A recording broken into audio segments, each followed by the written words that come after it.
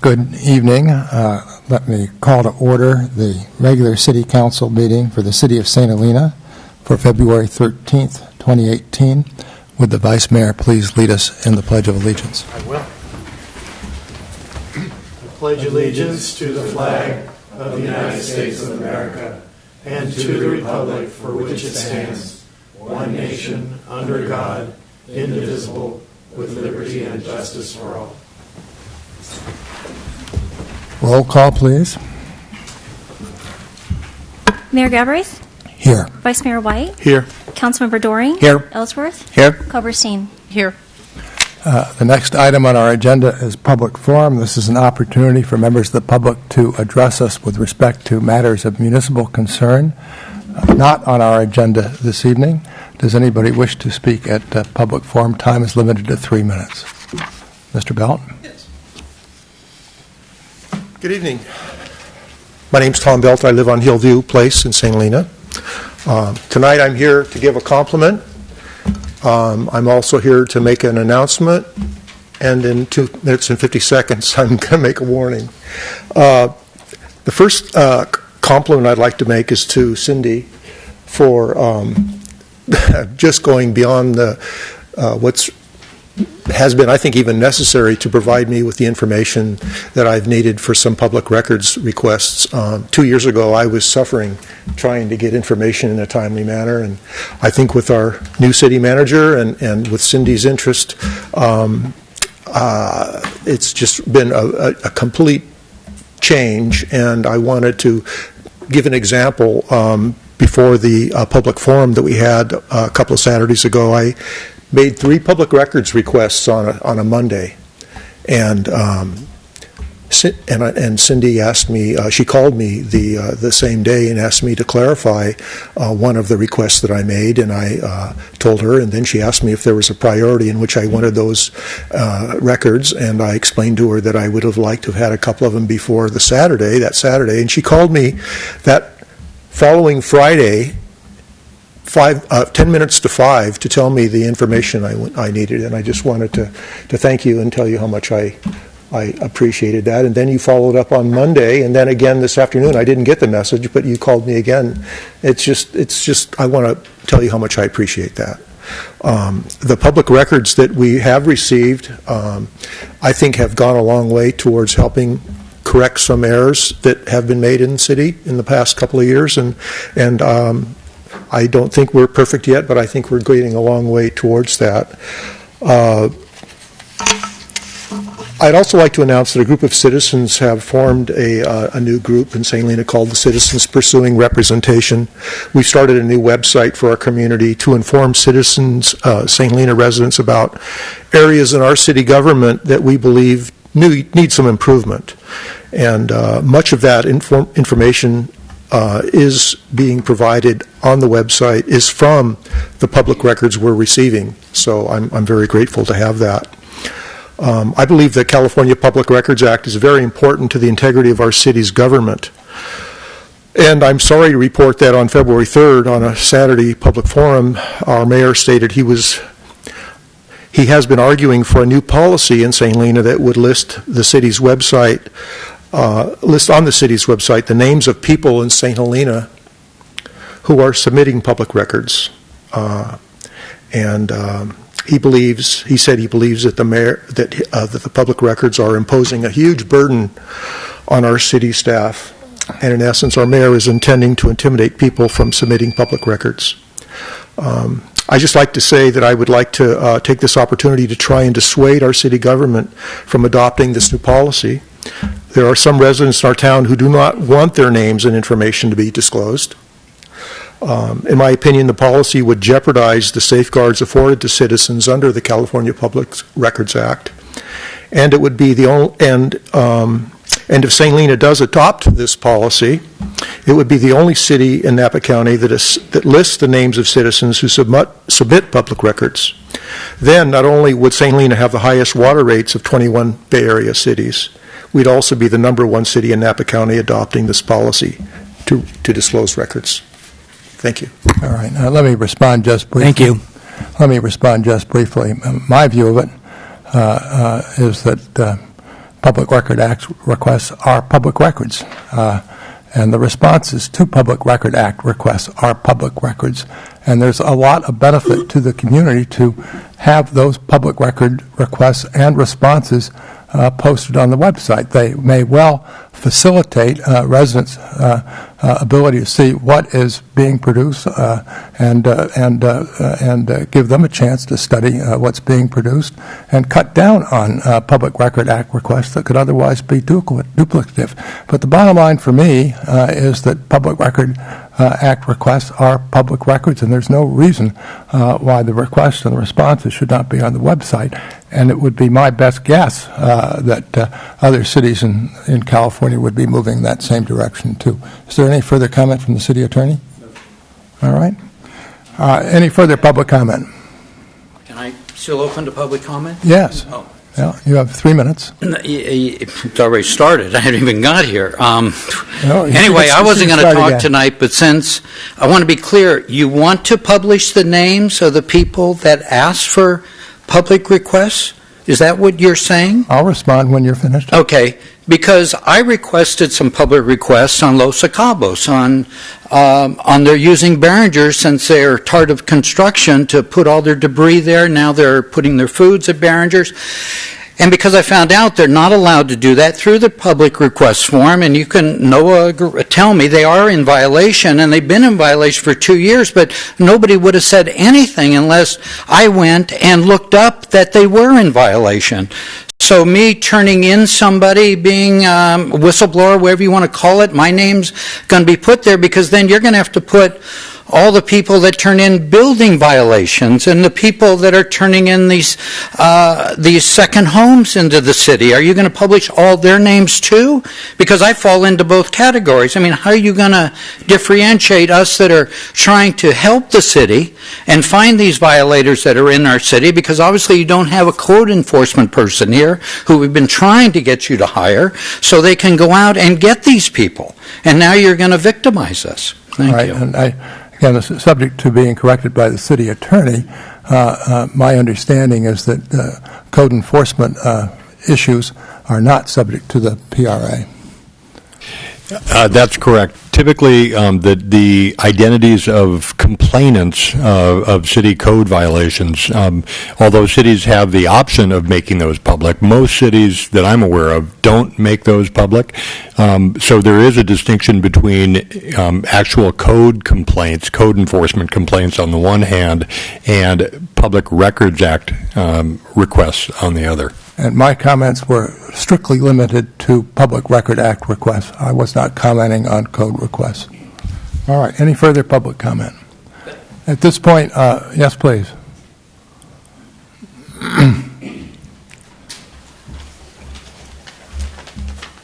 Good evening, Mr. Mayor, City Council, fellow citizens. A few months ago, I stood here to talk about gray water, water conservation in general, and I do so again tonight, especially in view of what appears to be a substandard rainfall year yet again.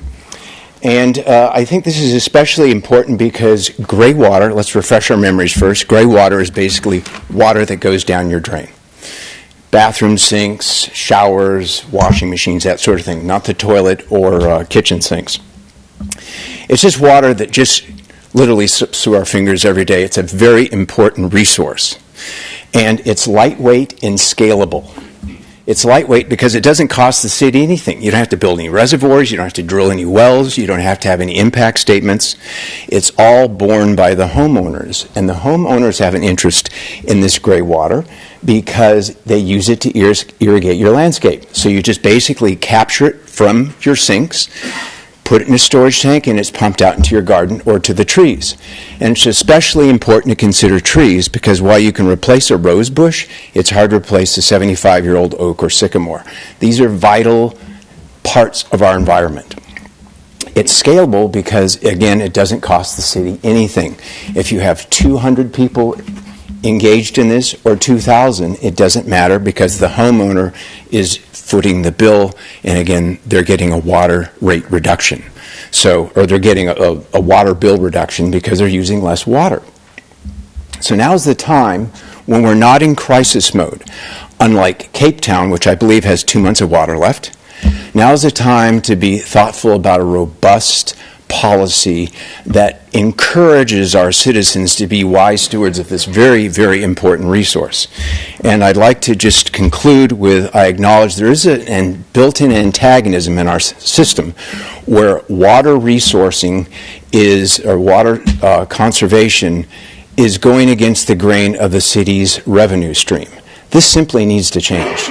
We can't have a situation where these are antagonistic, because I see little benefit to having a full bank account but an empty reservoir.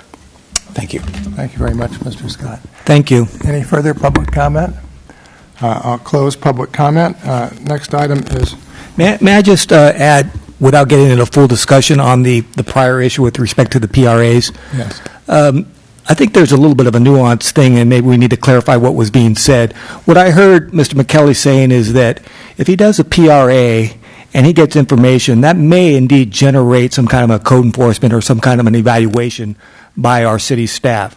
So it's not necessarily he's bringing a complaint for code enforcement, but just him getting some records, and the city staff looking at those records may potentially involve staff in some kind of a code enforcement, and so that's a little bit different than bringing a code enforcement. That's a PRA that could lead to some other work, and I want to make that distinction. That's something that we may want to look at and carve out as an exception to your proposed policy. So I'll just leave it. Well, I have an open mind with respect to that, although my general inclination is what our public records should be public records and available. Perhaps we could put this on a future agenda. Yeah, well, I thought was we had my this idea. discussion previously. Yeah, thank you very much. Okay. Reports by staff and city council. Let me begin by simply saying that we met in closed session at 3:00, and we have no reportable action. So let me begin with the city manager. Mr. Prestwich. Thank you, Mayor. Just a brief update on our SHAPE committee. The committee continues to meet. They will have another meeting tomorrow night in this room at 6:30, and it's getting to a point where it's going to become very exciting. And at the last meeting, we had a pretty good turnout of the community. I think the newspaper put together a little column, which was very helpful and had a great turnout. I also want to let you know, and the community to know, that next Wednesday, the 21st, from 6:30 to 8:30 in this room, we will have an informational community workshop on SHAPE-related activities. So we're going to share with them the work that the committee has been doing, have a discussion about the condition of city facilities that was done by the consultant EMG, and we're asking for the community's help in sharing their ideas. There will be a second workshop the following afternoon, Thursday, February 22nd, from 1 to 3 p.m. That's going to be held at the American Legion Hall. All right. Ms. Mitz? City Clerk? Mr. Hausch? I do. Turn on TVs. I have a few things to report. Sorry, I'm going to utilize the overhead here, but you'll recall the last meeting, Mr. Doring requested an update on the home grant program, and so I thought the timing was very fortuitous, given we just had our housing workshop. But so the council and the community will recall we received a grant for $500,000 from CDGB and also the HCD, so it's state and federal money combined. About $400,000 will be available for no interest, no payment loans for low-income residents to make home repairs. And let me zoom this out. We have a flyer.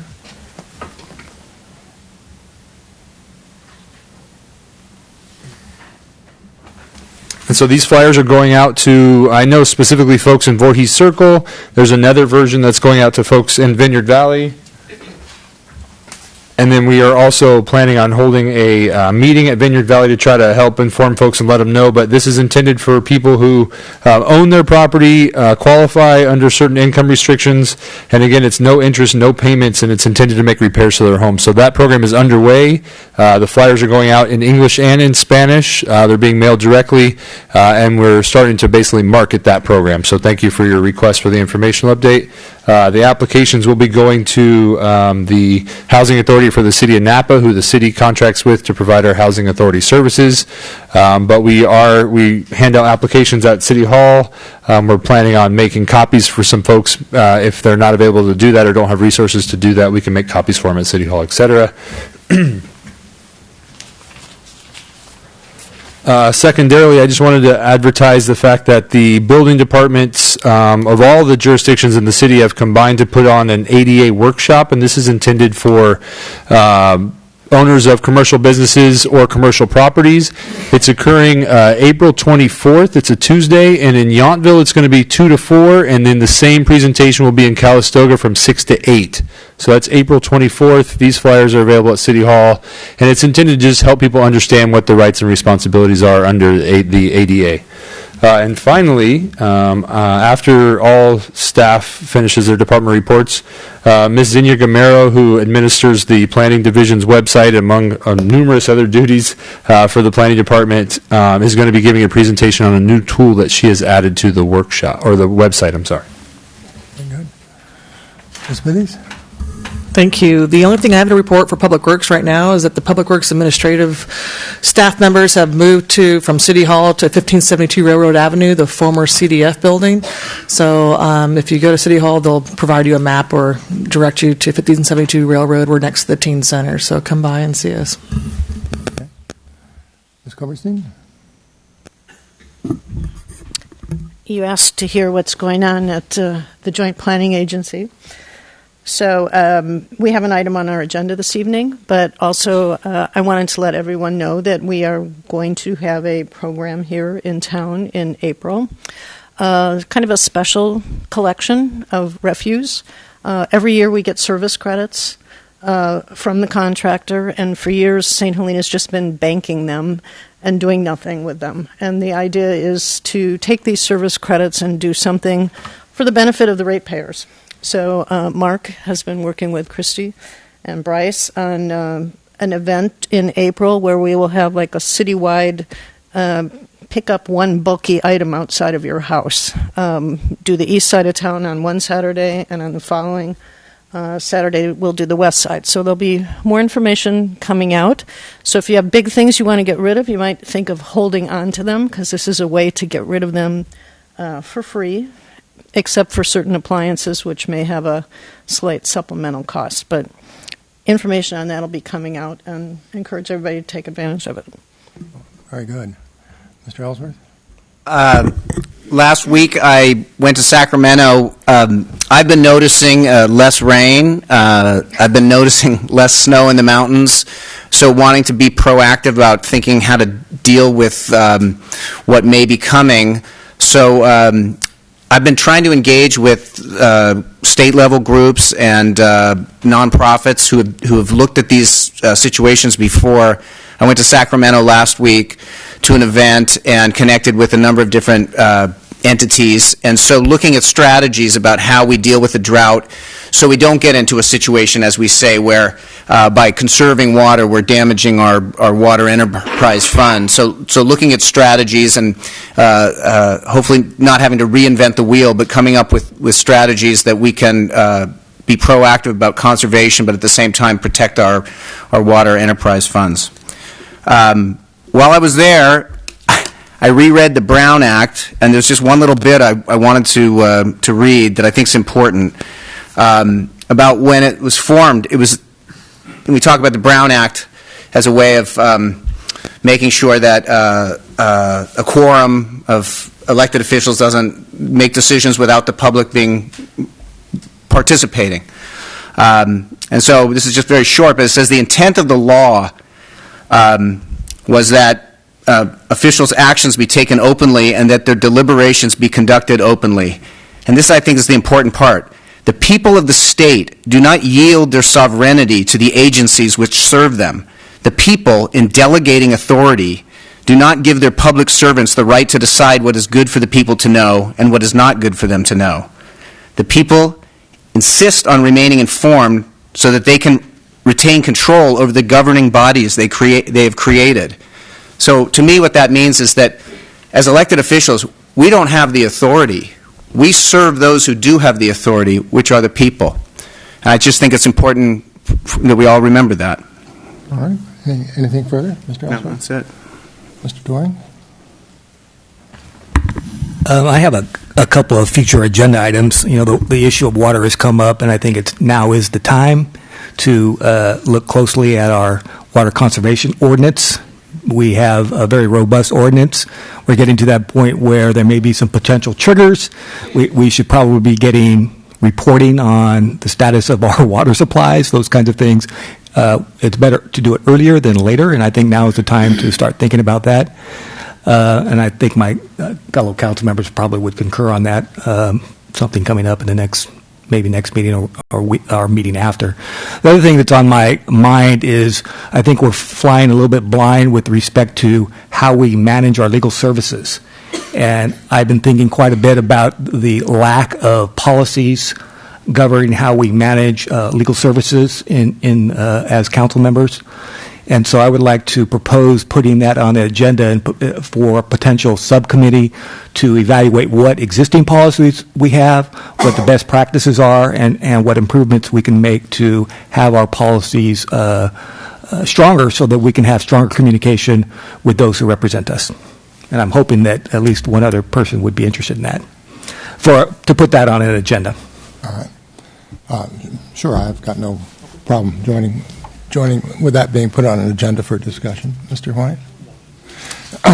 My only comment related to water and water conservation, Mr. Doring pretty much anticipated what I was going to say. I did go on the city website and looked at the monthly water report for the end of December, and Bell Canyon this year, at the end of December, is 55.2% full.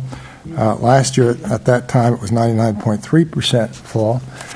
Some years back, I spent some considerable time looking at Bell Canyon levels at various points during the wet season, and there can be a lot of variation. But at some point, if we don't get rain fairly quickly, then we could find ourselves in a situation not too dissimilar from where we were in 2007, where the reservoir did not fill up, and that could implicate going to water emergency regulations, which I surely hope we don't have to do, but it could be a volatile situation. So I strongly join in the request for an update at the next council meeting on where we stand. Thank you. Okay. Next item is staff briefing. Ms. Gamero? Oh.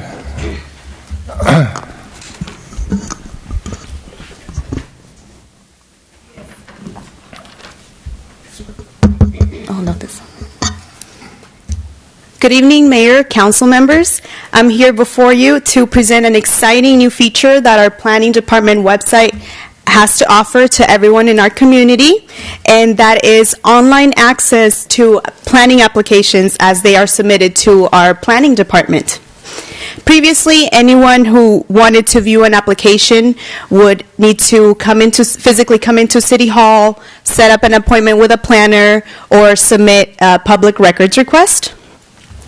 And now with our new link on our page, anyone can have access to this information from the comfort of their own home. All you need is a computer and internet, and you're ready to go.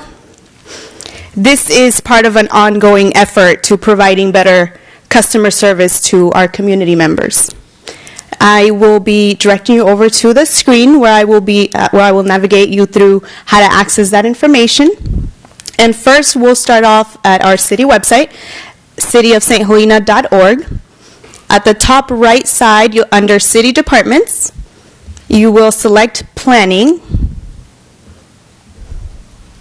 This will direct you straight to our planning department page.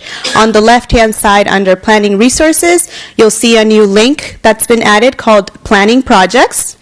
That is going to be your everybody's new best friend now. Then this will take you to the page where not only all of the projects will be uploaded by name, and they're actually in order from most recent to oldest project, but you will also be able to see a Google map of pinpointing all the locations of where each of these projects are located, which it's a really neat feature once you see overall where every project is at. So once you get to that page, you can click on any project. So, for example, we'll click on 1340 Pine Street. This will take you directly to a summary of the project and all its documentation. So at the top, you'll see the project number, the address, and a little title of what it is: design review, use permit, sign permit, let's say. Then underneath that, you will have other information such as the project ID, which again, it's the project number, the project status, which I will personally be in charge of updating as the planners communicate this information to me. So for example, this one is under review. Once the planner updates me that the project is complete and ready to be taken to Planning Commission, I will change that to complete. Well, after it gets taken to Planning Commission and gets approved, denied, I will go ahead and change that status as well. I will try to keep that as updated as possible to the best of my abilities. Also, the date received is the date the application came in, the location, and also a map pinpointing where the project is taking place. Now, most importantly, on the left-hand side, under Files, is where you will find all the information that you need, such as the application, written statement, any studies, such as traffic studies, noise studies, CEQA documents, all that information will be uploaded there. It is why it's a requirement for every time anybody submits a planning project, they provide us with a digital copy of all the documents, so that way when I refer the application to every department, I will also be uploading that information right away for the public to have available as it comes in. Most importantly, the project plans are also on that page, which is what most people ask to see. And then you click on there, it takes you to a link where you'll have the digital version of the plans as well. So now if you want to go back to viewing the other applications, you'll just return to projects, and then it takes you back to that last project page. Please be aware that this is a new feature that we just, began. I believe I put it together like the first week of January or so. So I've been able to upload all the projects starting January 1st till today. For example, in January, we had 15 applications come in. That's been keeping our planners very busy. And there's a total of 17 applications up to this point. And I was able to upload some of the 2017 plans or projects that we felt were important. If council feels like there should be other projects that we should upload on there, feel free to let Planning Director Walsh know, and we'll make sure to get those on the website for the public to have available. As projects are resubmitted, they will also the applicants will need to resubmit a digital copy of the new set of plans, which will be provided to me, and I will make sure to replace the old plans with the new set. So, as I said, the public has access to the latest information regarding that project.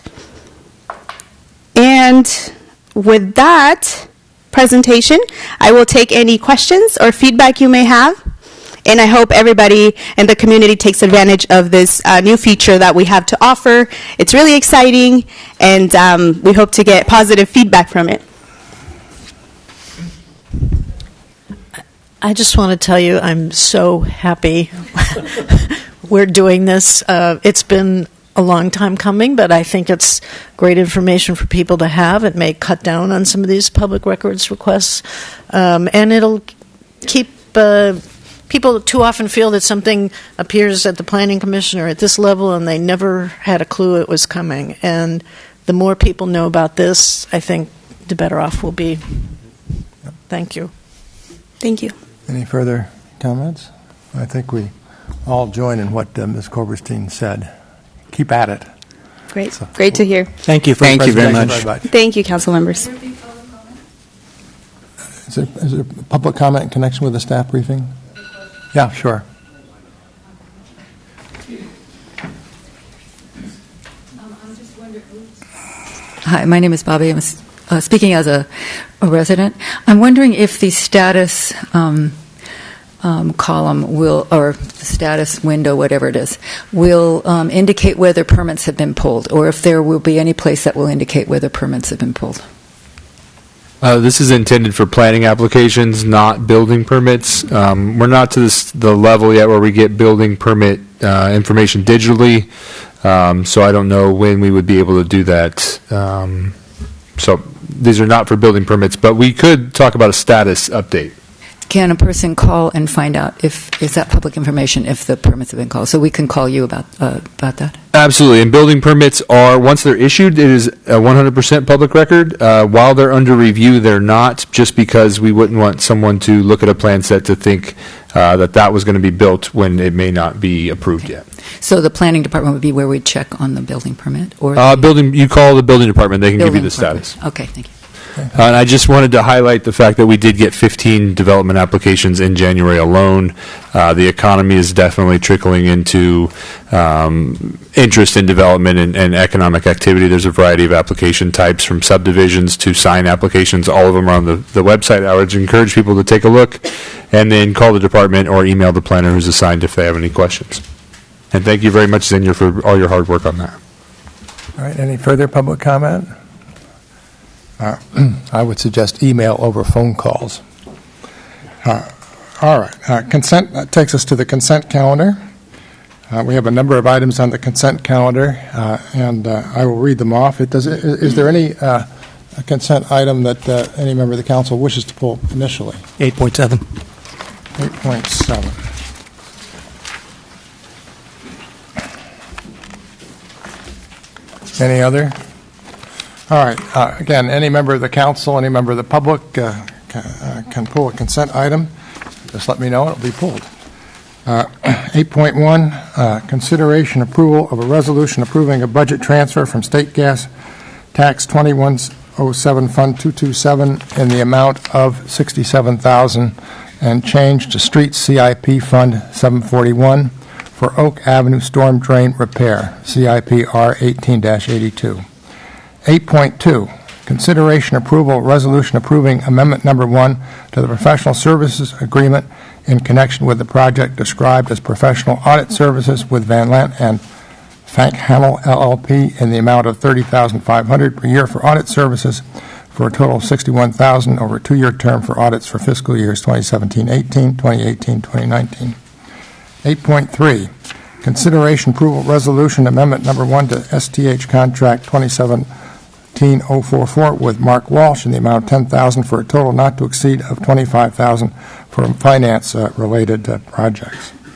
8.4, consideration approval resolution approving City of St. Helena Council Policy PF1-0012 issuance and use of city procurement cards.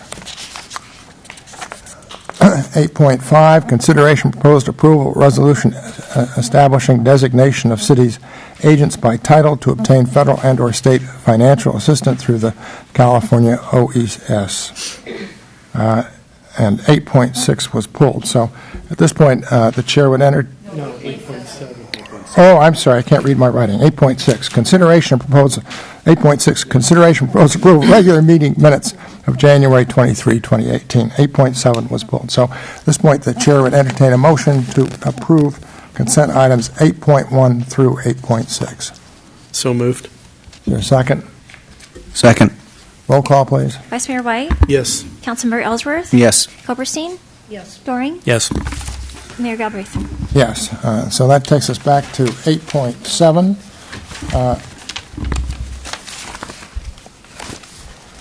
Which is consideration proposed approval of a resolution approving a private fire service agreement between the City of St. Helena, Hall Vineyard LLC, and Hall Vista LLC for the Violence Vista Mobile Home Park at 341 South St. Helena Highway, which, as I understand, is outside city limits. Mr. Doring, do you want to lead off? I just had a quick question, and I was hoping that somebody from this project, someone who represents the project would be here, but maybe you can answer this question, Erica. It's unclear what the project is to me. And I'm a lawyer, and so whenever I see the word and/or, it makes me jump. And/or, what does that mean? It's defined as a site with 22 mobile home spaces and/or RV spaces. And I'm not sure what this project is, frankly. Is this a affordable housing project for employees? Is this a transient visitor tourist project for high-end glamping, for Airstreams? What is the project? And I'd really feel more comfortable if I knew it was to provide housing for workers who are in and around St. Helena, even if they're outside the county, some of our folks, as opposed to a transient use, although I want to look at that too, but it's not clear what this is or how many of either would actually be involved. 22 and/or is something that I'd like clarification on. I do have the applicant here, Matt Mumford with Hall Wines, if he would like to come speak to that. That'd be great. That'd be great. Thank you. Good. Thank you. Hi, my name is Matt Mumford, and I'm a resident of St. Helena as well. So, and/or refers to the spaces could be used for an RV or a HUD unit, and a HUD unit is a manufactured unit in a facility that would be certified by HUD and brought in. An RV unit would be 400 square foot unit. So the and/or piece of that is just a clarification of there's 22 spots, so they could be and/or one or the other for that. Well, okay, and that all is clear to me. I understand all of that. How many will there be? What is the proposed project? 22? Probably, yeah, total of 22, yeah. Mobile homes? Or 22 RVs, or 10 and 12? What is mobile home park is defined by the spots, so it could be, RVs could be either one. I mean, it could be, you could put either one there. So is it a visitor use or for permanent type of housing? So RVs are considered short-term. That would be someone who might have it under a month, and HUD units would be much longer than that, like 6. But we don't know at this moment how many HUD units there will be? No, we don't. So theoretically, it could be 22 RVs, correct? Probably not. No, it's probably right now. The intention is to have all HUD units. Okay. But it's just the and/or is just state language. All right. Okay. And this goes through a county approval That's process. right. It's county and state approval, right? County and state approval, but you need fire service from the city. Correct. Yeah. All right. I've got some. Well, I understand that. I think we can have a huge policy discussion about what we want to achieve, what kind of goals we want to achieve in our city, what our core values are, what are we trying to promote. And so that's the reason I asked the question. Yeah. We need affordable housing. That's top of mind for me. And if that's going to be delivered in the project, then I would be more, inclined to be favorable to such a request. If it's something that's less than that, if it's more of a tourist-related project, then I would want to know more about that. And granted, the staff report is thin, and so I don't know all these questions. Even the backup documentation doesn't say a lot other than what you've already said, so that's my concern. Yeah, so I guess it was in 2011, there was a city council meeting, and we determined that we were going to provide approximately 12 affordable housing units, and those would be located south of this on the winery parcel. Oh, okay. And city council approved at that point providing water for those. I don't understand the relationship between that and this, so I'm lost on that. So, I believe that what it is that the condition of this mobile home park coming out, they have to for this project to move forward, they still have to provide affordable housing on site. Correct. Yeah, right.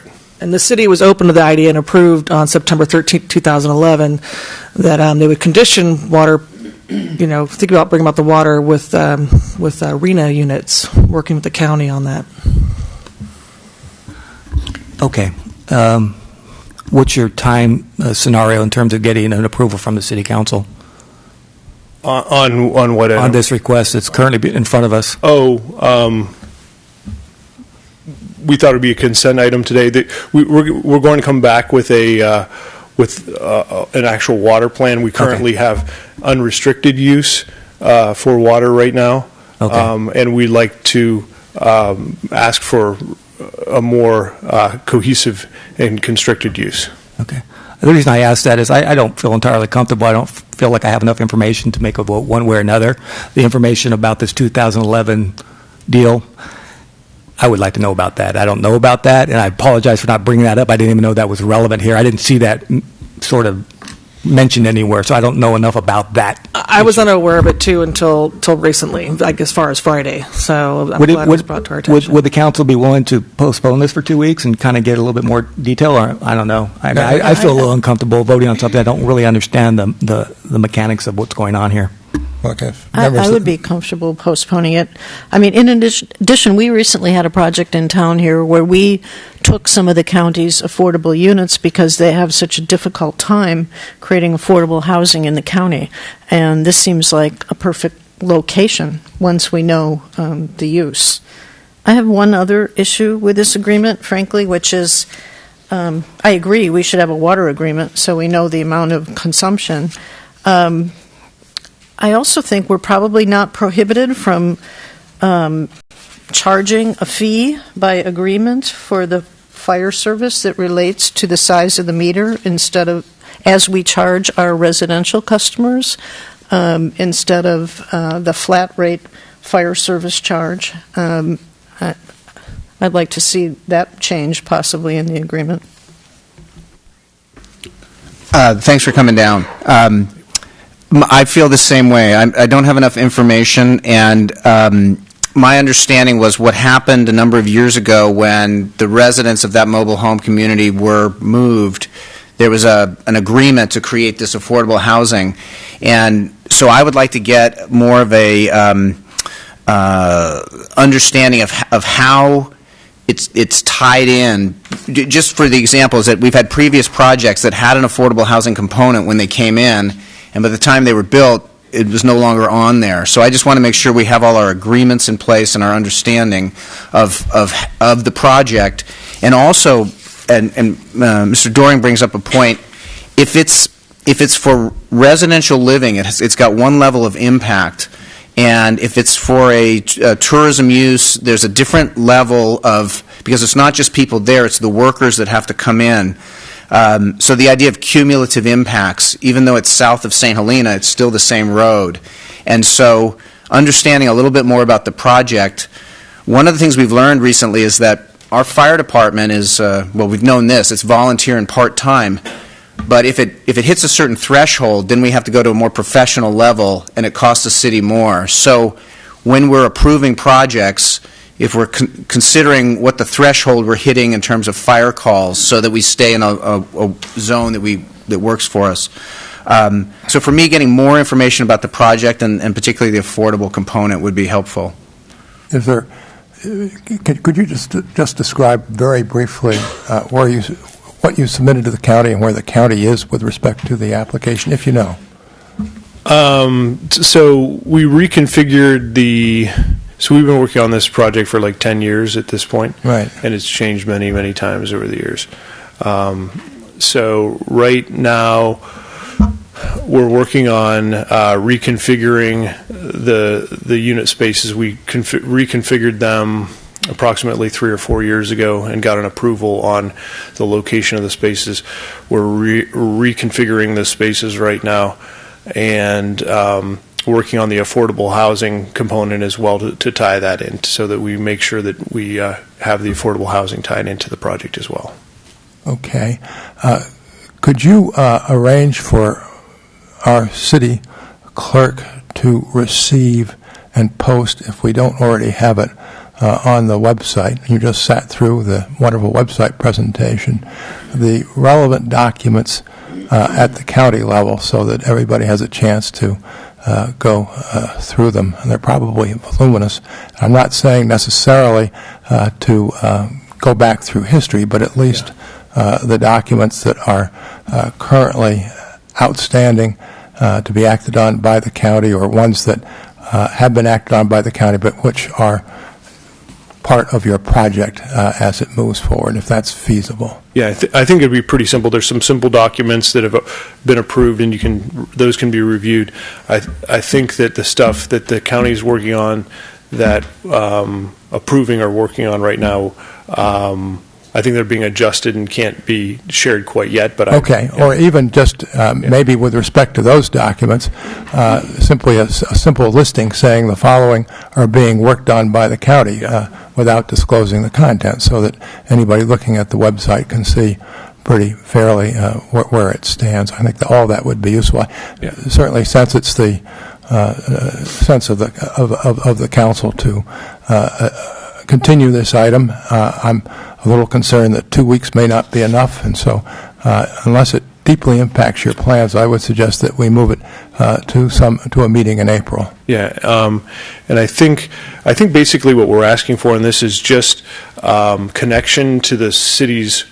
We already have city water connection, and all we're really asking for is connection to a water line. I think that's all that this is actually asking for. Yeah, it's a water line for fire service. Right, and will it actually be served by the city, or will I think it'll continue to be serviced by CAL FIRE? But no. Yeah, I don't think that it's actually. I think the water would be metered and charged accordingly from the city. But then the fire trucks would actually be a CAL FIRE trucks or someone else. Well, okay.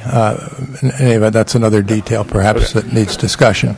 All right, I think we'll continue this item to a meeting in April. You'll be notified. Yes, we can have public comment. Thank you. But it is a continued item. Yeah, please. Thank you.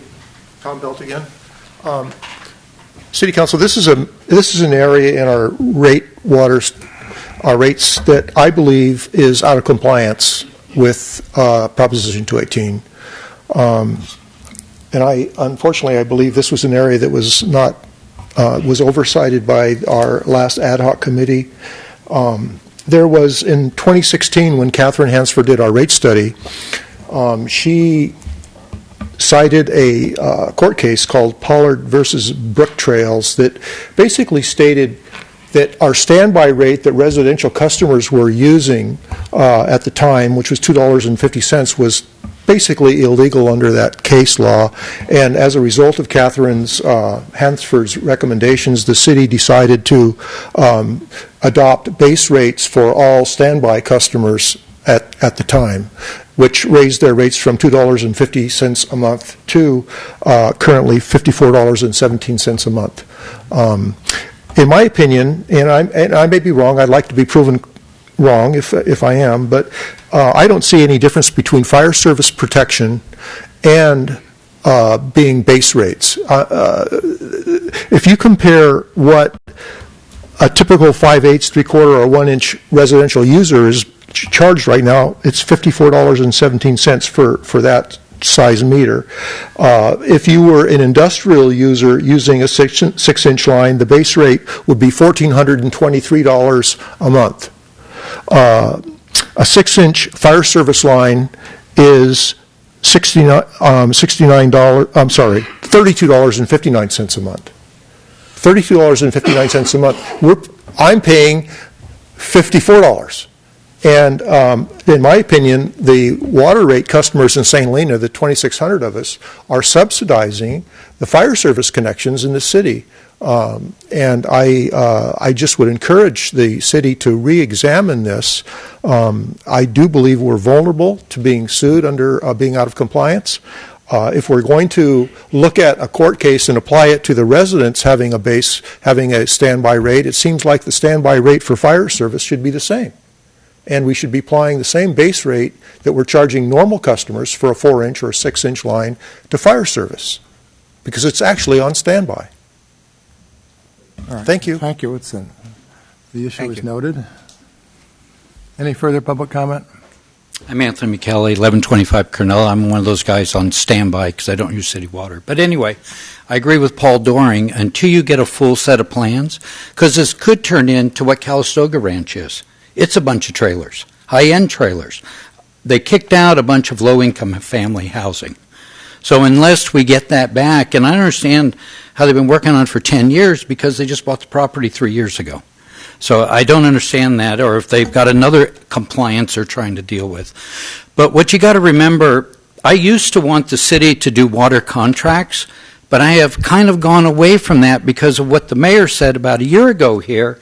If we get into a drought, the city has to give those customers we have contracts to the water first, and the residents take the hit.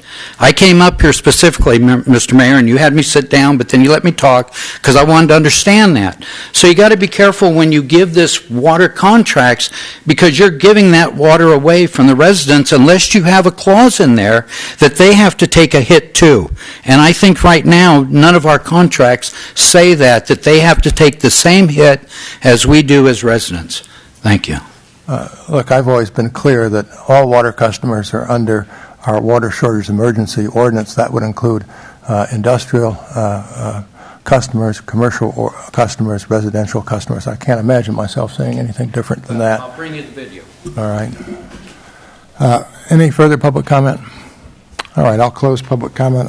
Again, I think we have a desire to continue the item till sometime in April, and there we are.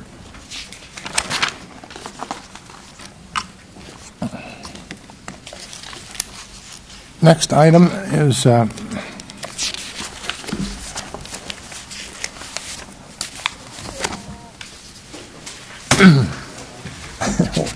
second here. Public hearing. This is the Measure T program. Ms. Smithies. I'm waiting for Ms. Javopoulos to... Item 9.1. That's it, right? To upload the PowerPoint.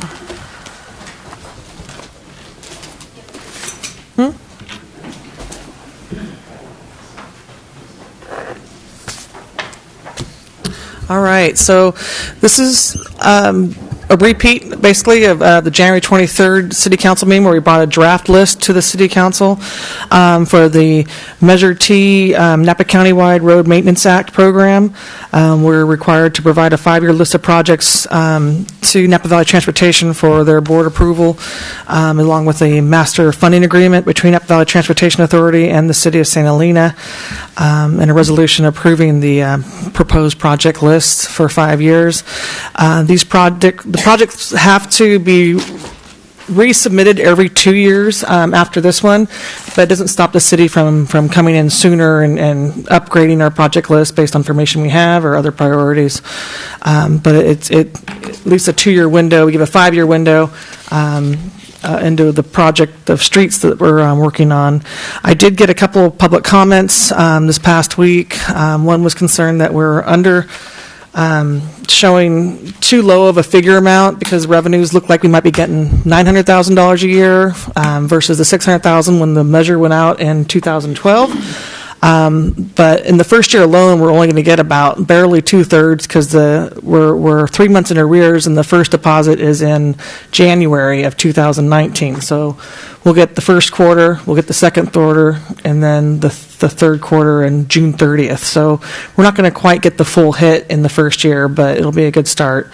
There's also a maintenance of effort requirement of $379,000 annually of general funds. This is based on fiscal years 08, 9, and 10 of the general fund revenues spent those 3 years. And so that's our match every year in order to receive the funds. And then the other funds that go towards this program are gas tax, SB1, the state bill that we brought to council in September. My goal was that every year we go to the council for that list, we'd use the same list that we're projecting for Measure T. And then and if we can get grants along the way, that'll help fund these projects. I just wanted to go through the payment condition index of the good, excellent, at-risk, poor, and failed. Our average PCI based in 2017 is 58, so we're right in the at-risk category, which translates into this diagram here, where you can see if we can get our streets up to a good to excellent condition, we can keep doing pavement management costs at $2 a square yard and maintain that high, excellent curve for many years out. There's arguments on how many years you can go without doing an overlay program, but then when you start tipping down to the fair, and it gets very precipitous, and then you get to these reconstruction costs of $85 a square yard, square foot costs. I mean, those are big number differences. So if we can keep our good streets good and start working on our middle of the road streets, then we can use our funds for the reconstruction streets, which we have not quite a few, we have about 8 street sections to work on. We use a pavement management program called Street Saver to develop a list of streets. And then this provides this map here, this GIS map, and it shows you the green areas that we have a lot of good streets going on in the city, but we also have a lot of red and fair to midland streets there that are getting that fair, that yellow, and then you get down to the precipitous orange and red. So, but we're about 50-50 there if you look at our streets. So in the first 5 years, you can see there's a lot of streets touched within the city limits, which is fantastic. And so we can do a lot of good in the first 5 years, but we really need to concentrate in the first 2 years, 18, 19, 19, 20. And from the street lists that are provided in the budget, we've kind of over budgeted, but that's great if we can get if we do get more revenues than projected. So we can, but if we need to move streets down the list in future years or move streets up based on priorities, we're allowed to do that based on our budget needs and our forecasts. In year 1, we show 2 sidewalk projects. We have Hunt Avenue and we have Main Street. We need to start the design for the One in Bay Area grant program beginning this fiscal year. And then you see quite a bit of overlays kind of spread out around the city streets. Kennedy Court and El Bonito Way and La Quinta are down the south end there. I want to say we have 90% plans we're reviewing, so I'm hoping to bring back to council for approval in March. In year 1920, it's a more robust project list there with some microsurfacing and overlays. The blue line is the microsurfacing and the red is still overlays. And then since our Street Saver doesn't show all the doesn't want to get the reconstruction based on $1 million a year budget, but we know Grayson and South Crane really need to start being worked on. So we want to start the design process in year 2, and then hopefully either more grant funding comes along or we receive more revenue and funds than anticipated. Then we can start programming construction funds to get those streets rebuilt. Year 3, still quite a bit more microservices and some overlays in the downtown areas. Year 4, overlays and some microsurfaces. And year 5, a mix of overlays and microsurfaces. This year we're also rolling out the master plan upgrade utility maps, and so hopefully we can get a 5-year CIP plan on those utilities that also need doing. So this street list is subject to change based on our utility priorities and replacement, because we don't want to start tearing streets up as soon as we pave them. So with that, are there any questions? Just if I could interrupt for a second, you mentioned 2 public inquiries, but you described one, and I think there's a second one that you were interested in sharing. Thank you. The second one had to do with private streets that are looked publicly and they're privately maintained. One that was brought up was Alexander Court. And that's something we'll need to look into, because there's several streets in Street Saver that are identified as city maintained, but yet there is this private list in Section 10 of our municipal code that identify them as private streets. So that's something more that we have to look into, and if those streets move off the list, they move off the list. Yeah, I scratched my head over that one, but tell me, what for our city do you perceive as a long-term PCI goal? You said we were currently at 58, I think, which is at risk. The way I kind of look at it is that we've got some streets that are in fairly good shape and some that are in horrible shape, and an average kind of disguises the impact on the neighborhoods of the really horrible streets. But be that as it may, in terms of an overall average with no streets at risk, what would be a good number to shoot for? PCI of 70, 75, 80? Anything above 70. With this program, it showed in a 5-year we'd move our streets up to a 66 with the current budget as it is. But if the revenues are projected more, we'll get to that higher number sooner in the 70s. And there is the every 2 years we have our street survey, our streets inspected. I'll be bringing that back to council in March. It's just a condition of the system, which we're already kind of getting that now. I'm using those numbers here for tonight's meeting, but we'll get that rolling out in 2 years. So if we're doing all these paving projects, they're going to reevaluate where we're at, because an overlay and a microsurface go a long way on some of these lower streets. So some of the ones that are getting overlays are not. They're in the 40s or 50s. La Quinta and Kennedy Court, they're some of them are in the 20s. So some of those low streets are going to be bumped up. I mean, the numbers might be more elevated sooner than we think. And presumably you're going to have strong input into this long-term financial forecast to ensure that we all know exactly what the revenue needs are to get the streets up to at least a minimum PCI of 70 and then keep them there. Yes. All right. Thank you.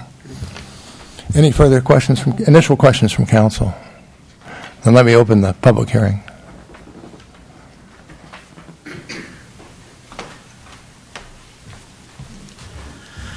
Mark Smithers, 1819 Vallejo Street. And chair of the SHAPE committee. Well, whatever. I'm not sure if that's a good thing or a bad thing.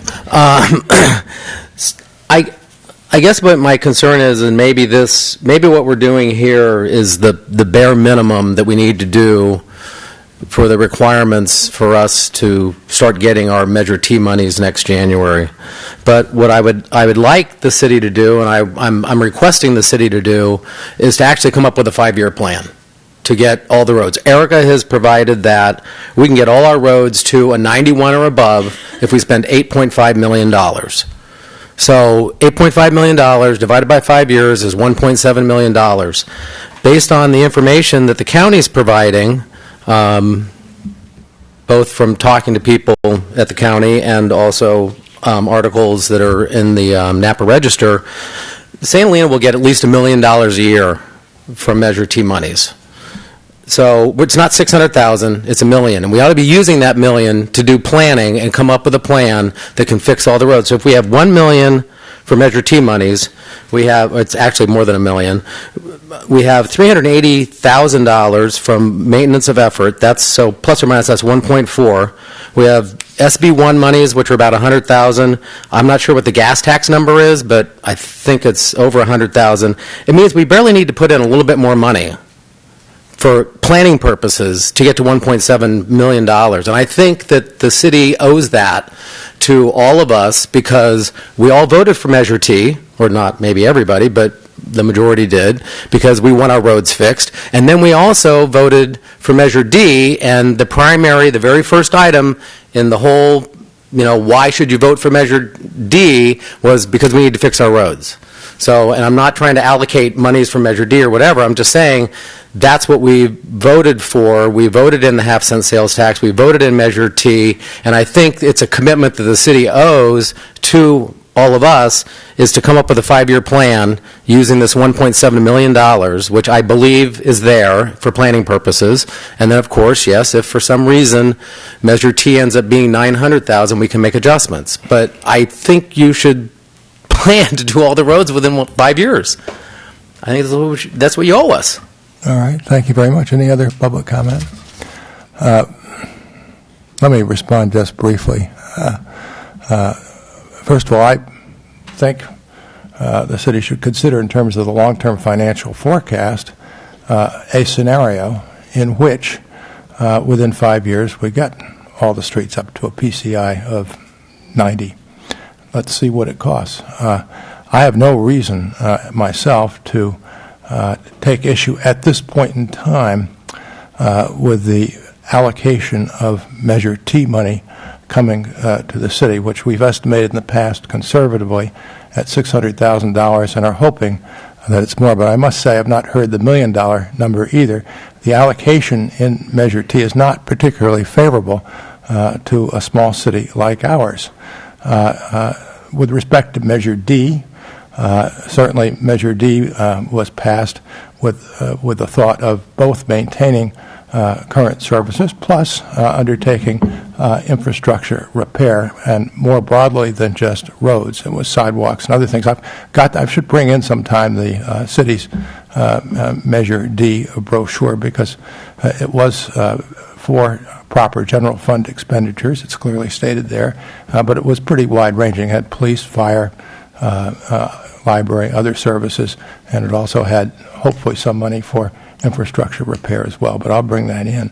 But the more basic point, where I at least think Mr. Smithers makes a point, is that we should, in our long-term financial forecast, have a scenario that says, okay, we'll have a 5-year plan, get our roads up to 90, and what's the additional revenue requirement that we think. I think the city has to use, though, its best estimates of revenue coming in from Measure T. Keeping all these Measure T's, D's straight is getting more difficult, but hopefully I didn't misspeak.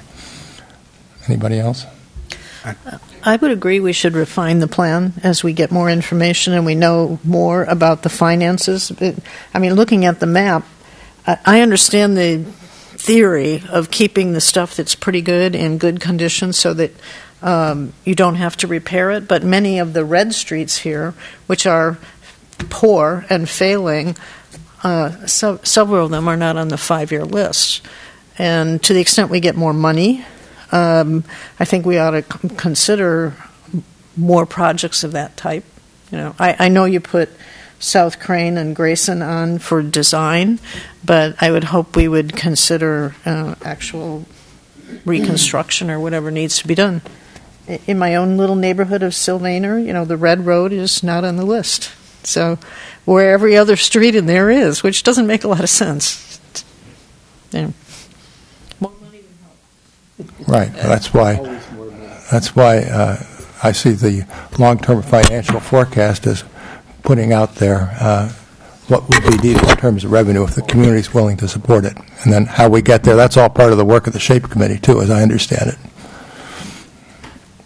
Any further comment? Well, I think, Mark may have identified a pot of money, but we also have the infrastructure that we don't know about yet that is underneath of all of those streets that have to be repaired at the same time that the streets are repaired. So I think, that needs to be refined. We need to get that study done, and then we can take a look at how that pot's going to be. Well, if that's what I could add, was that the storm drain system is general fund or gas tax. Right now, we don't have a funding mechanism or rates for those. So we can throw more general fund, but we also realize we have an unfunded utility, which is storm drain. Mm-hmm. And which has cost us... Which will end up coming out of Measure D. Which cost us some amount this past year. Okay. I had one comment. I did a little research, too, and looked through the register and called the county, too. And their estimates, too, are that Measure T will be more than was originally anticipated. I think it's excellent that we have a plan put together to go with the Measure T, but as we're talking about, if these monies are identified and can be put towards accelerating the process, I think that would be great, in conjunction with making sure we're doing the infrastructure at the same time. But to me, if we just keep an eye on it and make sure that if we see that this is higher than anticipated, that we have a plan in which to act. So I think that's a good idea. I think about all we can say at this point is that it's a very costly capital improvement. There's a lot of uncertainty. I, for one, have real doubts that the $1 billion grant for sidewalks will come close to dealing with sidewalks by the time you deal with the underground work that is needed. I've talked with mayors in other cities who tell me, without exception, that sidewalk work is always 2 or 3 times more than what you anticipate. That's just an example. But in any event, we're in a world of uncertainty, and we do have the long-term financial forecast where these uncertainties and the parameters can and should be spelled out as we look at a long-term financial forecast, which I assume will be a 10-year forecast, as it has been in the past. But in any event, I think at this point the chair would entertain a motion to approve the staff recommendation. So moved. Second. City Clerk? Councilmember Doring? Yes. Vice Mayor White? Yes. Councilmember Copperstein? Yes. Ellsworth? Yes. Mayor Galbraith? Yes.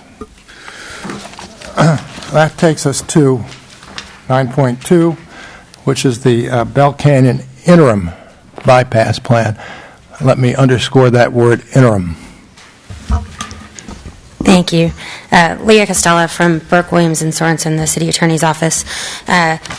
You all are quite familiar with where we are and why we're here. The interim bypass plan is a part of our settlement with Water Audit, and one of the requirements of that settlement was that we evaluate and make recommendations for interim bypass measures while our consultants conduct research and analysis to make final recommendations for what will be a final bypass plan that we will likely bring back to you all in 12 to 18 months.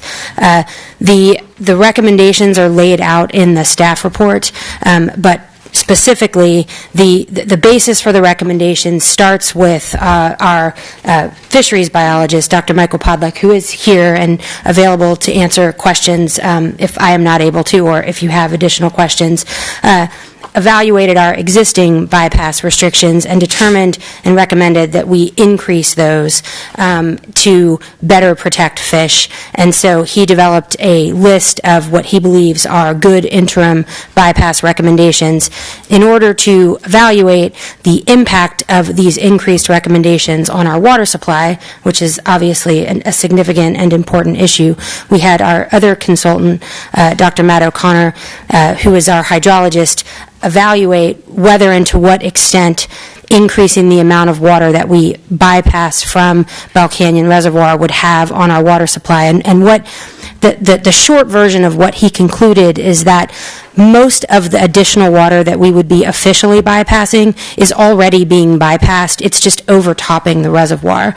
So it doesn't actually impact the total volume of water available in the reservoir by any significant amount. And so based on his analysis, and there are some charts that sort of demonstrate the work that he did to illustrate this, even in the really serious drought years that we have recently had, this would not have had, it would have had a nominal impact on the total volume of water available in the reservoir. The last step in evaluating was to make sure that we could physically do it. Do we have the infrastructure sufficient to bypass an increased amount of water? And we do indeed have a pipe that is large enough to bypass that 8 CFS, which is the largest amount that this interim recommendation would call for. So the first component of this hearing really is to have you adopt these bypass recommendations, which will be in place until we bring a final bypass plan to you. The second piece is also to approve the professional service agreements with the consultants who will be conducting the work necessary both to evaluate the hydrological and biological issues specific to Bell Canyon Reservoir, and also to install improved measurement devices, which is another component of the recommendations that we agreed to in our settlement with Water Audit. So with that, I'll take any questions that you have about what you're being asked to do here today and the recommendations that we're making. All right. Any initial questions from council? Any public comment? All right. Let me make a comment here. I'm worried about this interim bypass plan. I'm prepared to vote for it on the ground that it's an interim bypass plan. But I believe that considerably more modeling of this reservoir needs to be done. The key date is April 15th. That's the date when we're no longer able to move water to storage. At that point, all the inflow must be flowed through, and we also take a hit from evaporation. There have been years, and 2007 was a year in which the reservoir did not fill.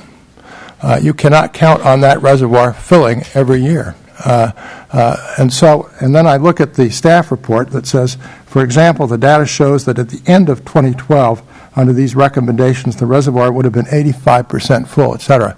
To me, what we need to look at is where it would have been during the drought, and I would also urge you to take a look at 2007, where it would have been on April 15th under these assumptions, because It's at that point when you're stuck until the rains come back in November or December. And again, I'm very happy to see that Water Audit California is taking the position that what they want should not materially impact the water supply. But I'm skeptical that enough modeling has been done to ensure that is the case under drought conditions. And so I would want to, again, this is an interim plan.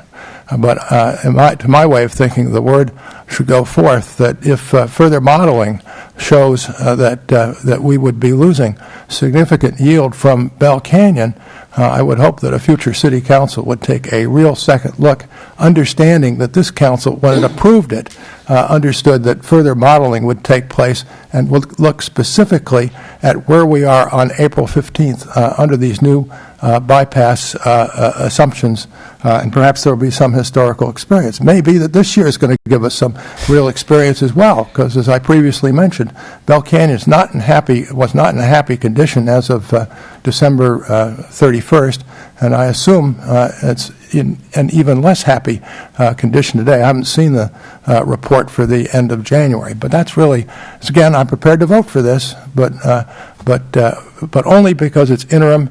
And if at the end of the day it materially affects yield, then I think another city council needs to feel that it would have to be reworked. I would say also, just on the basis of history, that we used to take about 1,600 acre feet from Bell Canyon over a 20-year period. That changed about 2008, 2009. We're down to about 1,000 acre feet today. Basically, the Napa water replaced water that we used to take from Bell Canyon as we came into compliance with the state permits. That's a heck of a hit we've already taken to Bell Canyon, and I just don't see that the city can risk any further material hit to Bell Canyon without significant interruption of economic life here in the city of St. Helena. So that's my comment. Is there a legal response to his concern? I mean, are we protected? I understand the modeling, and I echo everything the mayor said, but God forbid if we face those kinds of situations, how are we protected legally going forward? Certainly, and just to be clear, the reason we're here recommending these recommendations is because they are interim. One thing that is very clear, that we've made clear to Water Audit, is that we have not done sufficient modeling to evaluate the long-term and permanent impacts of changed bypass on the total volume available over a long period of time. That is the work that our hydrologist will be doing. And to address your question, ultimately, the objective of interim and a permanent bypass plan is to sufficiently protect public trust resources. Water available for consumption by our ratepayers is a public trust resource. And so certainly, if it is determined that in certain years, certain bypass recommendations would result in a water crisis for the city of St. Helena, that is absolutely legally relevant to what recommendations we would make in a permanent bypass plan, and the extent to which a permanent bypass plan would take into account potential drought years in coming up with what our final recommendations. Can you clarify the CFS? As I'm looking through the meaning, it's cubic feet per second. Cubic feet per second. Right. Yeah.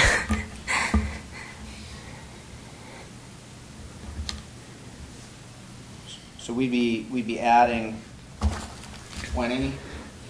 What we have now is 12. Status quo is 12.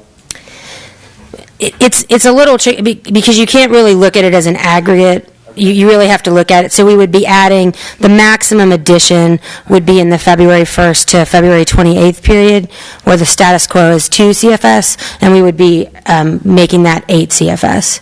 So it's the increase that is relevant is the amount in a given period of time. So that's a significant increase, but based on modeling, a lot of that water is already flowing downstream. So, and that's why the modeling shows that it doesn't have a significant impact on on the water supply and availability of water in the reservoir. But additional modeling is going to be done and needs to be done to really assess that over many years, over a long period of time. Well, we can translate it to acre feet.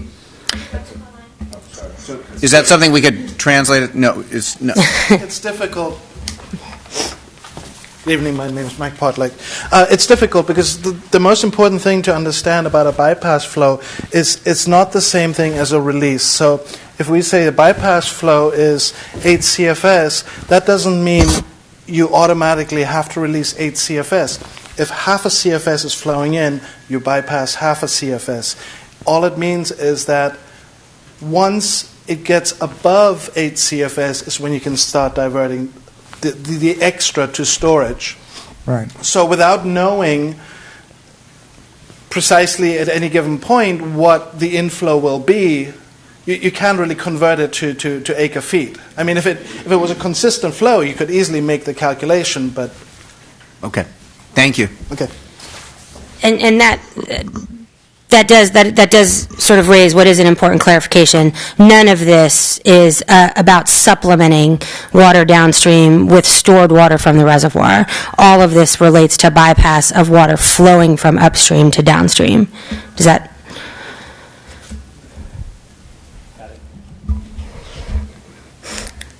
Thank you.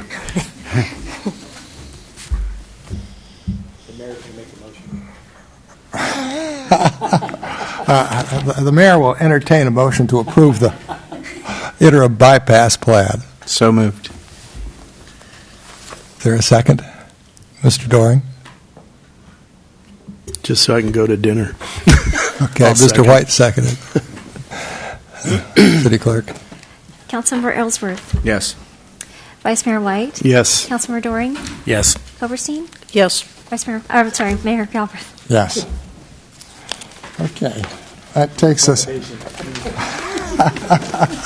Thank you. Thank you very much. Thanks for coming.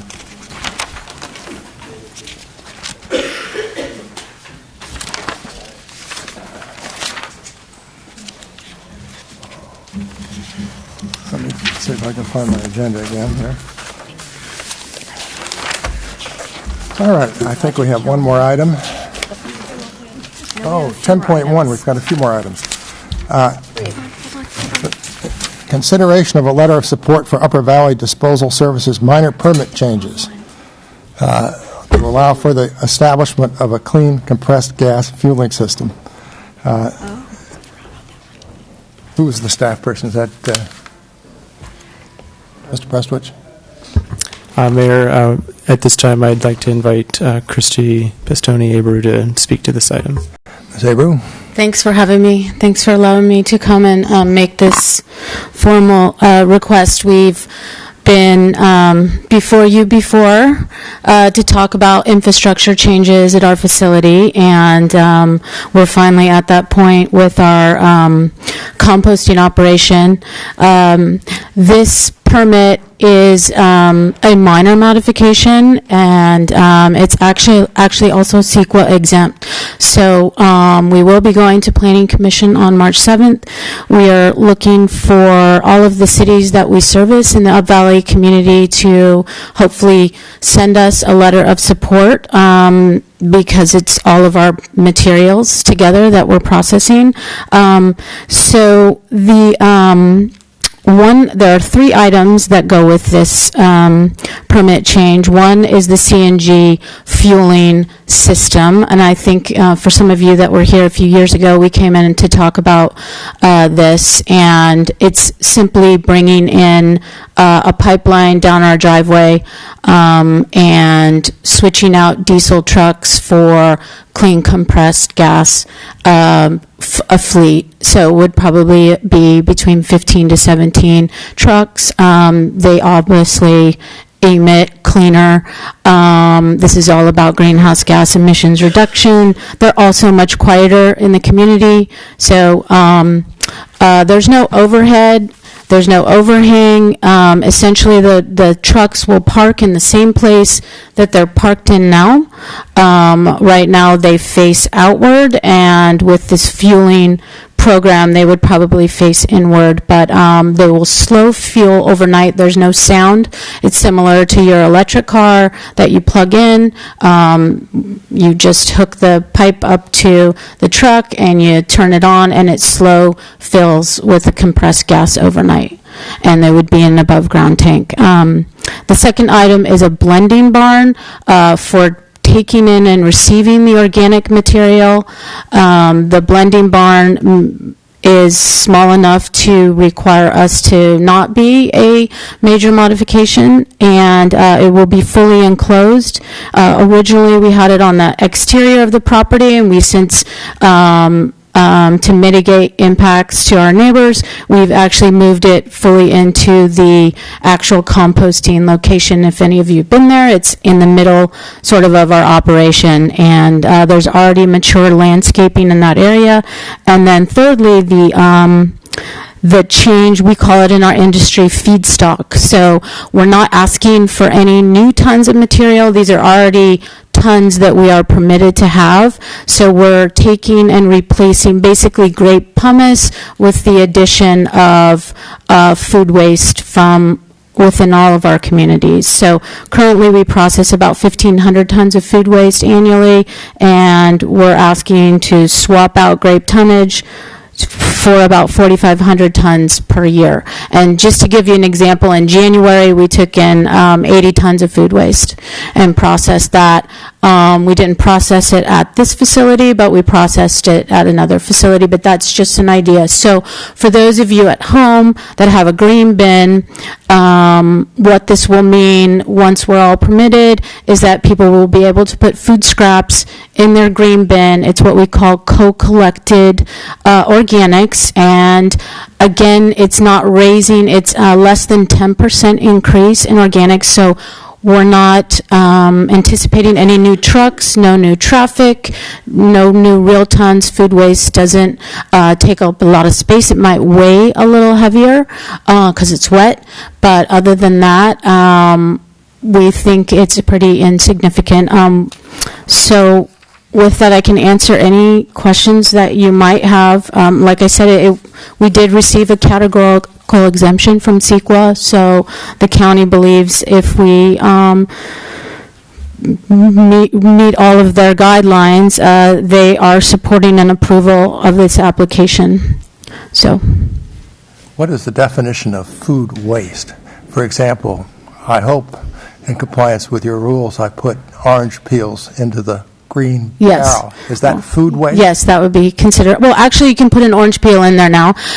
It's been a little bit of a gray area for us, but basically, if you have fruit from your garden, fallen tree fruit, or your garden in your backyard, all of that is considered okay.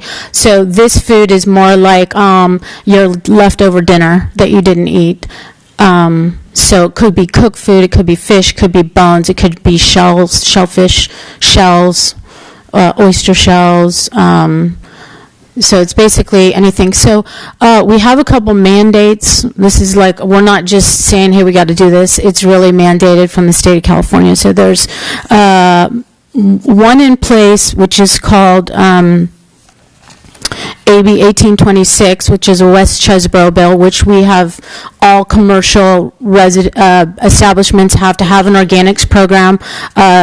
The county and ourselves mailed out recently, if you're a food Sitco business in town, you receive one of these letters from us, and Amanda from the county and I are doing audits with many of our commercial establishments because they are like, what does this mean? And it says, if you produce 8 cubic yards of organic waste per week, as of April of 2016, you needed to subscribe to a program if it exists in your community. It ratcheted down in January of 2017 to 4 cubic yards of organic waste per week. So 4 cubic yards of organic waste per week is kind of hard to tell, but basically some of our high volume restaurants, our hotels that have high volume, the hospital, places like that. In January of 19, it moves to solid waste. So if you have 4 cubic yards of solid waste that you're producing per week, which is many of the businesses in our town, you have to subscribe to an organics program. And then in 2020, it's pretty much a blanket. Everybody needs to have a program. CARB has another layer of this bill, which is called 1383, SB 1383, and it will say that basically, starting in 2020, we don't want any organics in the landfill because of the greenhouse gas emissions, and it's what we call the short-lived climate pollutant. And all that organic stuff we have to find another home for. So we're not only permitting UVDS compost site for additional organics, but we're also permitting Clover Flat Landfill to also process organics. So all the locations will be co-composting within our community. So, And did you say that you're going to move some of the pumice, the grape? we're currently permitted for 34,000 tons of grape pumice at UVDS. And so what we've done is we've taken some of that away from our permit and replaced it with the 4,000 tons of organic material or food scraps or organic. It's all going to come blended together, so it's not like it's all going to be food scraps. It's going to have other organics in there, like leaves and branches. And if you're a restaurant and we're getting your food scraps, it's very possible that you're putting some other green things in there, like your floral arrangements that went dead, or trimmings from the garden property, just depending on the type of business. What smells better, grape pumice or organics? Well, I think it all smells good. No. Very good. In all seriousness, is there going to be an impact with respect to odors coming into the Napa Valley or the neighbors in that? Well, we have a pretty thick, as part of this application, there's an odor impact minimization plan, and part of the building is also to help with that, because it's going to allow us to grind. It'll cut down on the noise. It'll also get the material right when it comes in. We will blend it. We have a whole analysis of how we're going to do this and what the ratio to the other feedstocks are in order to minimize the odor. So if we take a little bit of food waste and we take a lot of green waste, or we take a little bit of food waste, a little bit of green waste, and a lot of grape pumice during that time of year, you're not even going to notice the food waste. It's actually pretty, if you think about it, a pretty minimal amount. So when you hear 4,000 tons, it didn't all come at once. It's coming every day, a little bit every day. It's getting into its composting cycle, it's composting, and then it's moving out. So, will there be an impact to consumers in terms of their rates, or is that already built into? It's already. This is already all built into it. And in fact, as far as the blending barn goes, we're in the queue for a grant, which we have been told we are probably going to get. So that building, I think it's $1.2 million. It's all going to come through grant funding for that. And then as far as the CNG, that's just regular replacement of the trucks that we have. This is all part of the program. So. Very good. Any further questions from council? Any public comment? Let me close the. Okay. Thank you very much, Ms. Abram. Thank you. Any further council discussion? So the chair would invite a motion that we provide. I did have one more question. I apologize. You can answer it from there.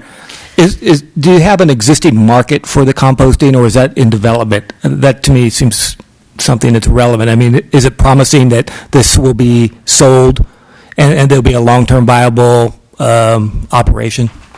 I'm sorry, I just came. That's okay. We haven't had, we've been pretty successful with our compost marketing program. So it's going back into local vineyards, it's going into landscape projects.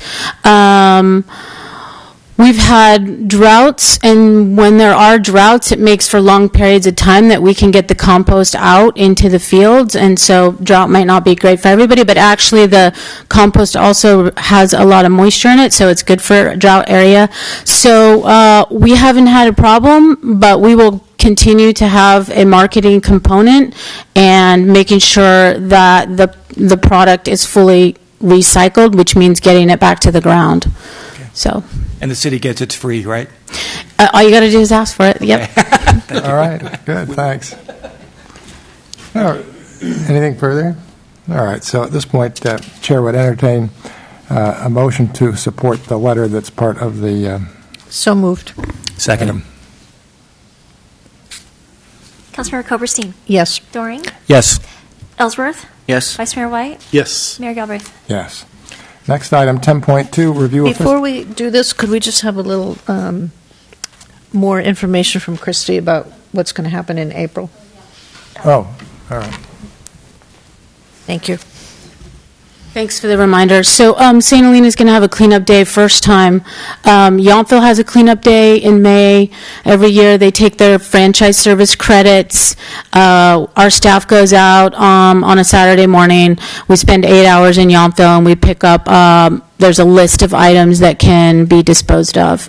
And this is generally not recycling stuff. This is really stuff that is destined for the landfill. So hard to get rid of things. And so the city has about $41,000 in franchise service credits. Every year you get $10,000. So we're trying to really tailor a program that is sustainable. And we'll find out if it is sustainable or not. Yountville spends about $8,000 a year. They're about 800 residents, and St. Helena is about 2,000, and we're also going to include the multifamily. So it's going to be a little different. We're shooting for one bulky item, and maybe if you don't have a bulky item, one 50-gallon bag. And because the city's much bigger than Yountville, and it takes us 8 hours on a Saturday to do it, we've split the city in half. So we're going to send out every residential customer on garbage service, as well as the multifamily units. So Mark and Mary and I are working on a nice mailer that has a map on one side that shows the city in 2 colors and the date, and to put the material out at 7 a.m.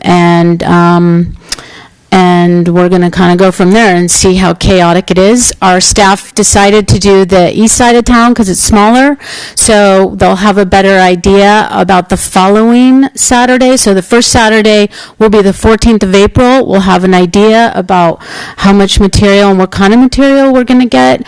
And then the west side of town will be on the 21st. And it's also the same day the chamber. We generally hold an e-waste and paper shredding event at the firehouse, so that will also be taking place. We're going to direct the town to take their shredding and e-waste down there. So the type of items will be like, a piece of exercise equipment or a chair, or, some hard to... Obviously, no hazardous waste, no batteries, and nothing that we're not using any of the carts that day. So we send a group out with their hands, and they're going to actually pick this stuff up and load it into the truck, and we'll be driving around town every street to pick up what's out there. And we also did an analysis of the trash this last week. I was working on that. It was kind of interesting information. Your water metered customers versus your trash customers. And so, I don't know, there's less than 100 that are not on garbage service. So we'll see how that goes for the cleanup day anyway. All right, very good. Okay. Thank you very much. Thank you. Okay. That takes us to 10.2, review of fiscal year 2018-19 budget preparation calendar. Ms. Metz. Great, thank you. As the calendar's coming up, just briefly, annually, city staff internally, we do have a budget calendar that we create and we provide to the department heads. Myself, I work with the city manager and the department heads. And what we do is we actually put out this operations and maintenance budget calendar as a guideline for us to follow, to kind of give us a roadmap of how we're going to get through the budget cycle, because it is very labor intensive for all departments. In an effort to try to streamline the process this year, we did make 4 changes to how city Council and the public has typically seen this process go. The first item that we changed is for the nonprofit grant applications. The applications still have the same timeline as they had before. However, we're changing, instead of having them present the day of the budget hearing, we are actually going to have them be presented at the April 24th City Council meeting. The second change that we're making is the budget hearing itself is going to be changed to a half a day instead of a full day. The third change is that the newly adopted citywide goals and objectives are going to be incorporated and noted within the budget. And then part of the things that Mark and I will be reviewing with each of the department heads is just ensuring which of the budget items are part of the goals and objectives. And then the last item that we are going to do is we are going to include all departmental accomplishments and organizational challenges in the budget transmittal letter, as opposed to in each section header for the department. So we're actually just going to shift where that is in the budget. In the agenda, as well as on the screen behind you, you can see where our calendar is right now. We have distributed all the instructions, budget worksheets, and Word files to the various departments. Tonight we're presenting the budget calendar at the City Council meeting. Department heads have until next Friday to get me all of their draft budgets, and at that time will take about 2 weeks for me to go ahead and put everything together, me and my staff, to put everything together, review our revenues versus expenses to kind of see where we are. At that point, the city manager and I will be working with the department heads, so that's about a 2-week process to go through and review the budgets. Oh, did I see that right? Yes, sorry. After that, my department will compile the budget worksheets based on the department head meetings, and then we'll have follow-up discussions with the department heads as needed. And then what we will do is we will provide an update to the City Council on March 22nd at a council, or March 27th at a council meeting. That will not be a full presentation of the budget. It will just be an update for the council and for the public to know where in the process we are. And then we are going to prepare the draft summary in beginning of April. The 24th is going to be the nonprofit presentations to City Council, and that is going to run the same way as we did it previously, is that our grant manager, so Mandy Kellogg, will actually put together a brief presentation. We will ask the nonprofits to be here if they would like. They will not be making presentations, but they'll be available for questions from the council. And then at that point, we are looking at our May 9th is a half-a-day budget study session from 9 o'clock until noon. And I believe we have this scheduled for Vintage Hall, correct? You do. Oh, Firehouse. I'm so sorry, Firehouse. So that should be on everybody's calendars. It's scheduled for the Firehouse.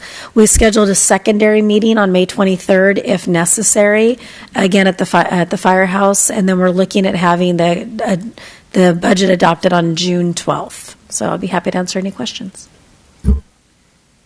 Any questions? Sure, go ahead. Just have one question. With respect to how the nonprofits use their funds from last year, where is that in our process? How do we hold some oversight or accountability over the use of those funds in the past year? So that, I mean, for me, that would help me determine how to allocate those funds in the future. Where in the process does that fit in? It's not typically during the budget process, but they are supposed to provide a report to us of how the funds are used. I'll follow up with Mandy on that and make sure. It would be good for us to get a report within a couple weeks or a month before they come, and we do that so that we can see how the monies were expended, if they were expended properly, if they were used, if there's a need for more money for some of them. Obviously, they probably all say that, but that would be helpful to see what the prior history is so that we can judge the potential for future allocations. Thank you. Thank you. Any further? I just have a follow-up to that. Not a nonprofit, but the Chamber of Commerce also gets substantial money from us, and I think their annual report is usually in April, where they tell us what they did with the money. And this past year, we had requested $30,000 to be funded or spent on community events. So I'd be interested in hearing where that stands. And they have a new director. I don't know what their plan is for this year as far as their contract, but I would like to hear about their progress and what they did with our funds.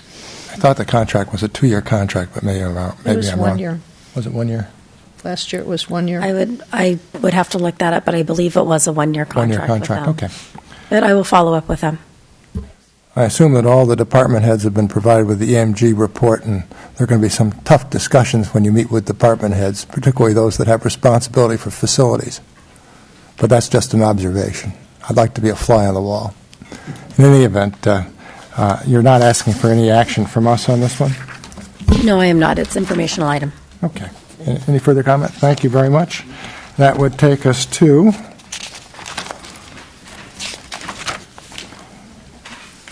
.3, bi-monthly update on City Council goals and strategic objectives. Thank you, Mayor. 2 months ago, the council completed identifying 3-year goals for the organization and 12-month strategic objectives. At that time, you asked us to return every 2 months with an update to provide accountability for the work that you asked us to do, as well as to share with the community the achievement and progress on these goals. So tonight, we're taking the first opportunity to share with you each of the goals and the related progress. You will note that we do have some items that are in the completed box, which is great. It's early in the year in terms of our progress, so if an item has not passed its due date, it remains in the on-target column. However, if we're anticipating a need to adjust a date, you will see that in future updates, and that will show up in the revised column. If there have been meetings or various forms of progress with respect to these goals, we've tried to note that in the comments column to keep track of dates, meetings, progress, so that you have some additional context for some of these. I will tell you there are others that have work in progress related to them that you don't see in the column under comments yet, but I assure you there's a lot of work already beginning, and even since we published this document, we've had some meetings that have moved the work forward in a number of cases. So with that, let me pause and answer any questions you have about this update. I've got one with respect to the Elm Tunnel, which is on page 201 of 203. I had thought, and maybe my memory is not sound, but I had thought that we were going to try and hire an outside arborist to come up with a new and current management plan to address the issues with respect to the Elm Tunnel. And that was part of what we thought we were going to do in the direction we gave in connection with the presentation, or as on that item. Under which goal is that? I'm not looking at the page numbers. It's on page 201. It's number 7 under the 3-year goal. Okay, I see that here. In any event, if you could just take another look at that one. And right, the way this is written up is to review and provide the City Council with an informational update on the Elm Tunnel Management Plan in consultation with the Beautification Committee. And as we note in the comments here, we did have staff attend a meeting with the Beautification Committee before the December 12th meeting of the City Council, but then again to reinforce the relationship between the City and the Beautification Committee. And I think what you'll find with a number of these items is they will tee up other next steps or opportunities. And I think that in the case of the Elm Tunnel, this is something that will be that won't go away. This is something that we're going to continue to nurture, follow. And I do recall some discussion about the use of additional consultants or work, but I would need the assistance of the Public Works Director to help me understand the history on that. So right. what I'll do is work with her later this week to understand additional work that's happening in this space. Terrific. I remember what caught my attention was that the management plan that was in the packet was a very old management plan and just way out of date. That's correct. I agree with you, Mayor, that there was a little bit more to do there besides the meeting that's reflected. So, any other comments? I had one question on this is regarding it's on page 197, and this is the post fire community workshop. there's more to be done here. Obviously, we need to sort of put together a compilation of what the ideas were that came out of that meeting and report out to the city council and sort of delve into that in greater detail. It says done here, and it's another example of more work to be done, obviously, and I'm just wondering how you project that coming back to the city council. Right, and what these reflect are what was approved by the council. So when it says to hold a meeting, that happened to be the specific goal.